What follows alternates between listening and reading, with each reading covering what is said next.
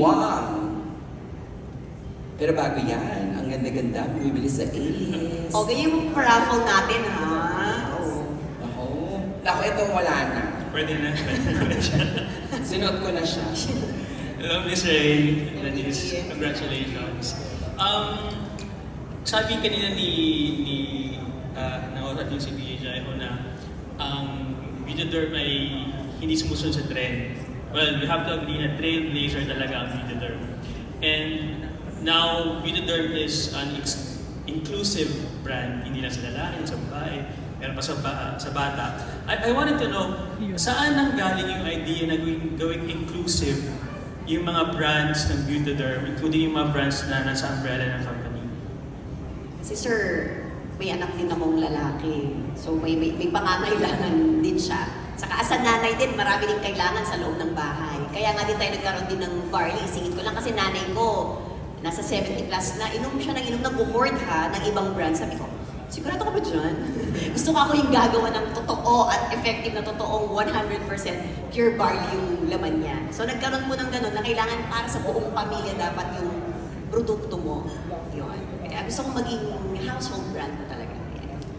Thank you. At saka, taking cue from the name ng bagong product, yung Zero Filter. First question po for Miss Ray and then kay Dennis. Miss Ray, as an entrepreneur, ano yung mga moments na dapat zero filter tayo? And also kay Dennis, as an actor, ano yung mga moments na dapat zero filter tayo? Oh, yung lalim, parang Miss Universe. Parang, di ba? I think, you know me naman po, nung una, talaga namang, until now naman. Kaya siguro din na may mga nag-i-stay sa buhay natin kasi kailangan talaga, don't filter ka. What you see is what you get. Especially me. Especially sa mga staff ko din, no filter kong boss. Pag alam nilang galit ako, totoong galit na ako. Yes. Kaya hindi sila, ayoko yung feeling na, okay ba yung ano ni boss? Kasi baka mamaya wala siya sa mood. Walang ganon. Kasi alam nila na happy boss ako lagi. Kasi pag alam nilang galit ako. Kahit sa mga alaga ko, kaya ako kami ganun ka-close. Kaya maganda talaga sa buhay, huwag kang mag-filter para mas lalo kang mamahalin ng mga tao. Kasi nakikita nila na totoo ka. Yun. Thank you, sir. Dennis? Ayun, sa tingin ko ma-apply din sa mga trabaho namin bilang artista. Yung pagkakaroon ng no filter, yung hindi pagkaka-plastic, yung hindi nakikipag-plastikan. Mas maganda yung... Baby friend? Mas maganda yung totoo ka para rin mas doon na-develop yung respeto mo sa isang tao. Pag nakikita mo na totoo siya sa mga ginagawa niya, totoo siya sa mga sinasabi niya, sincere siya sa lahat ng mga actions. And ma-apply din yun syempre sa trabaho, pag umacting ka na, kailangan no filter, wala kang inhibitions para may bigay mo yung tamang timpla ng performance na kailangan mong gawin. Last question na lang, Dennis. Miss Ray, I would have to agree na Dennis is the perfect ambassador for this line. Kasi I believe sila mag-agree from this point of view. Nakikita namin sa Dennis, very dewy yung, wala pang ilaw, no? Very dewy yung skin. Pero Dennis, gusto na yung malaman, ano yung skincare routine mo, siguro pag-gising, and skincare routine mo bago matulog? Pag-gising, recently ito yung routine na nakasanayan ko. Nilulublog ko yung mukha ko sa ice. May malamig rin na tubig. Tapos, syempre pag bago matulog naman, kailangan, lalo na galing ka sa taping, kailangan talaga malinis yung mukha mo kasi pagka may naiwan na residue ng makeup, pag-block siya ng mga pores na nagsisimula na may-irita yung balat mo. So kailangan, bago ka matulog, siguraduhin mo na malinis talaga yung mukha. Double cleanse. Pwede. Gawin namin yan. Thank you very much and congratulations. Thank you, Sir Nicky. Maraming salamat, Sir Nicky. Pero di ba, Mami, isa sa pinagmamalaki talaga natin, lahat ng mga mahal na mahal mong press people, tingnan mo naman, mga legit and certified beauty derm and Baldals users, ang fresh, di ba? Nagpa-open ka ba ng mga bag na nila? May beauty derm sila sa loob. I mean, naglaro kami kanina. Talaga talaga. Correct. Wala lang silang mga dalang sanitary napkin. Wala tayo nun. Wala pa tayong ganun. Sorry.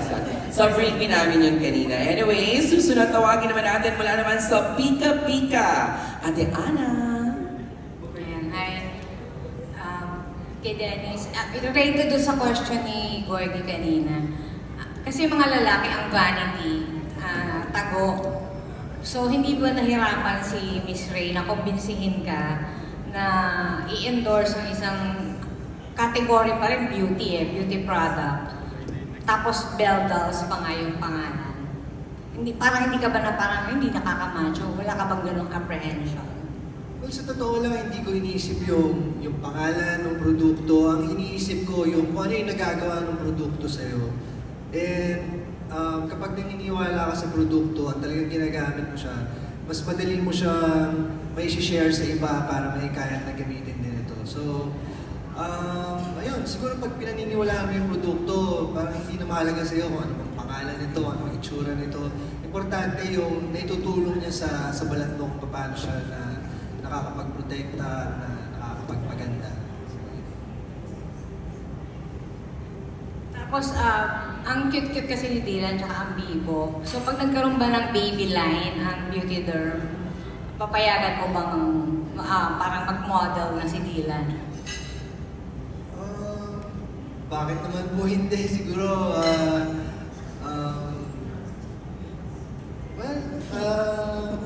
wala namang pong problema doon. Walang problema doon. Lalo na kung beauty derm din yung ipopromote natin. Okay kami na. And congratulations, parang yesterday, similar. Ano ba? Yung may film. Uy, may free baka naman. Di ba may ano na sila, may new commercial sila, si Dylan. As a family, may milk endorsement na si Baby. And Gentleman. Thank you po from Pika Pika, Ms. Ana, nakakatuwa.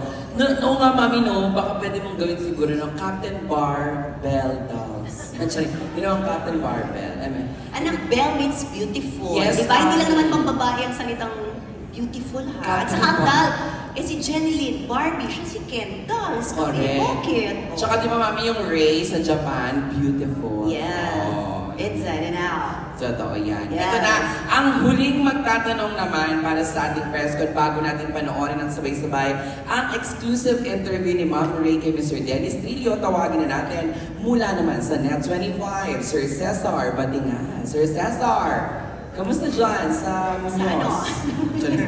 Muñoz. Live siya. ano? Live siya. Question ko po kay Miss Ray. Miss Ray, ano po yung ginagawa ng Beauty Derm Company para mas mailapit pa sa masang Pilipino yung mga produkto po ninyo aside of putting kiosk in mall sa mga malls po? Ay, opo. May konting kwento lang ako. Nung nasa Japan ako, may mga lumalapit na mga Pinoy. Akala ko naman, nauuyan sila daw na mag-shopping ako. Yun pala, mga beauty derm users sila may asawang Hapon. So nakikipicture sila na 61 years old na po ako. Ang gaganda ng skin. Tapos ang yayaman ng taray. Tapos sabi sa akin nung brand na designer to, sabi niya, why are you taking your pictures? Are you famous in the You Google me. Google? Salamat po sa inyo. Kasi nasa Google ako. Tapos na ano nga nila na, ay, ano ka pala sa Philippines. CEO. Yes, pero nakita kasi natin na kahit yung mga nanay na mga kaso sa mga anak ko sa Ateneo, users ng beauty derm. So nakakakilig na mga businesswoman, mga kilalang tao, malalaking tao. Yun nga lang, yung branding ko na parang, ay, mga beauty derm pang mayaman. Kaya rin po ako gumawa ng Belle Dolls para mas ilapit natin sa mga bagets, sa mga masa na hindi lang naman may pera at saka ang skincare that's for everyone. Ang pampaganda dapat lahat maganda. Kaya po tayo gumawa ng isa pang kumpanya na mas mailapit natin sa masa ang produkto natin. Kasi may konting natatakot silang gumamit. Kasi daw, medyo pricey. Pero di ba, bakit tayo nandito ng mag-16 years na tayo? Kasi wala naman sa presyo yan eh. Yung iba nga mura dyan. Maganda ba? Charas. Ganun. Tama. Gusto mo pangalan ng comic? Ay, uy, wala din ganun. Kaya comic. Kaya Kaya comic. nakakaligin, maganda ba yung produkto? Kasi huwag tayong mag-settle for less when you already have the best. Correct, mami. Kahit mahal, di ba? Basta nakakaganda. At saka, Diyos ko, ilang buwan mo nga gagamitin yung tinted sunscreen natin, magkano din lang yun. Correct. Diba? Oo. Pangalanan ko na. Walang ganon Charing. sa pamilya ito. Charing. Charing lang. Malikas tumatawa. Yan. Okay na, anak? Last Ay, question Sir Cesar. for Kuya Dennis. Sir Dennis, congratulations na rin po in advance na malapit na pong mapanood sa Netflix ang Everything About My Wife. Thank you. Yung pong Green Bones na lang po hinihintay din namin. Malapit na rin. Wow. Can you describe to us po your 2025 journey? We know that we are in the middle, in halfway po. Kamusta po ang 2025 nyo, family mo, and also your career? So far, napakaganda po ng pasok ng taon.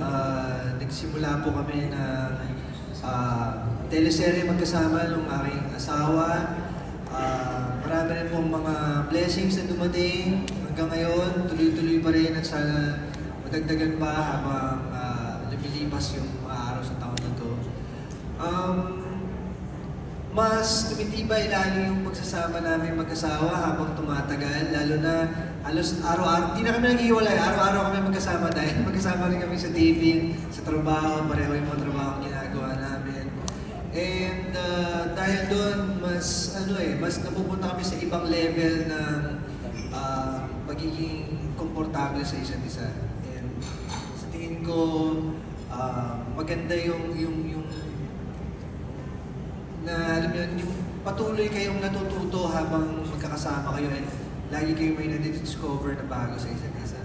Isa rin po sa namimiss ng netizens yung collab niya daw po ni Jen.